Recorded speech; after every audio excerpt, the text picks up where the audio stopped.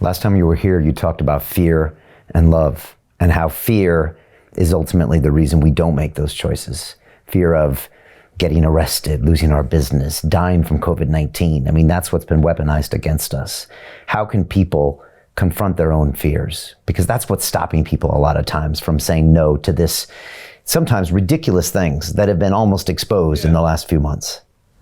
Yeah, but what is it a fear of? You know what I think it comes down to in the end? I think it's fear of death. I think that comes from everything. This is why this cult has worked, not least through mainstream science, to give us the impression that death is the end. It's lights out.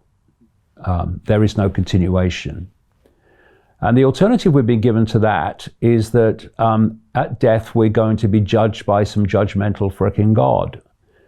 We're going to sit on his left hand or right hand or whatever bloody hand it is, or we're going to be stoking the fires of hell, right?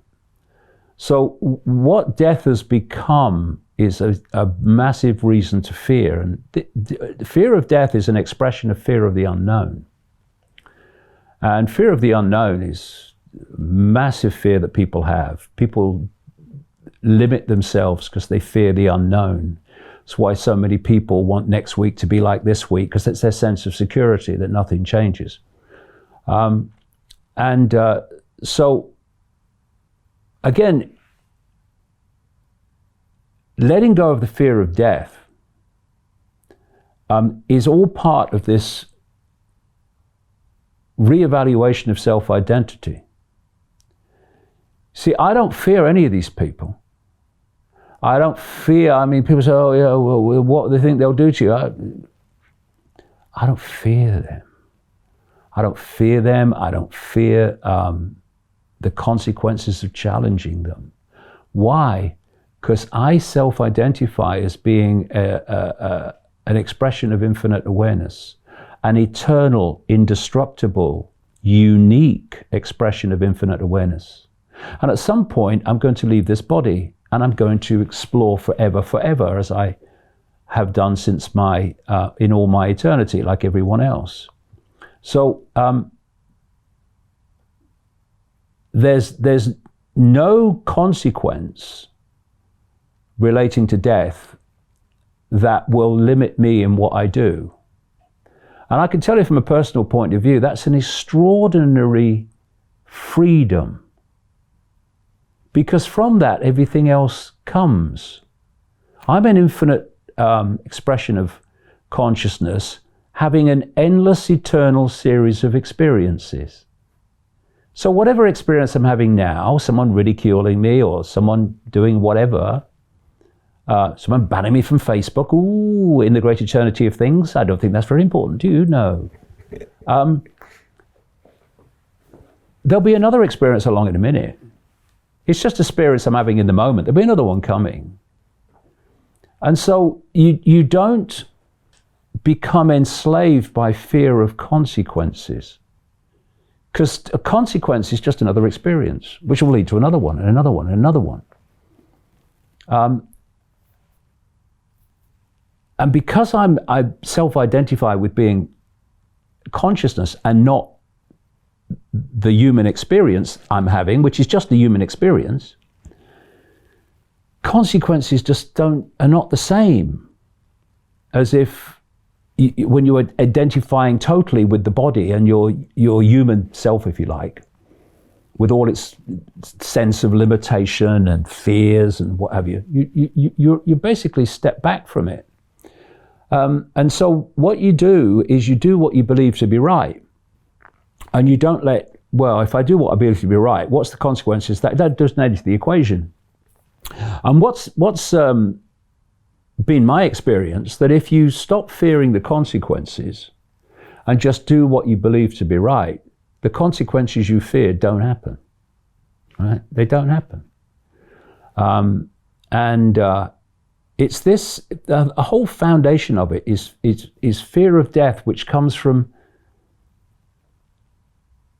not self-identifying with being an eternal flow of consciousness, which means death is just a release from the body. It's not the end. It's just the start of another experience. You just look at the life of the human world in a completely different way. So I'll challenge these people in every way I believe is effective, and I'll never worry about what they're going to do or whatever. And in the same way, I'm not limited by fear of what other people think. I mean, at some other point in the great flow of experiencing forever, am I going to be going, oh God, it was terrible what names they called me when I was in that body called David Icke? Just an experience. And so when you lose the fear of what other people think, because what you say is they have a right to think what they like, but so do I, then you're not limited by, if I say this, if I do this, what will people say? What will they say on social media? I don't give a shit. And it's an incredible freedom. And it frees you to speak your truth, whatever your truth is. See, I've said things over the years and written things that appear to be incredibly far out at the time. And I was laughed at and I was ridiculed. All right, write something else now.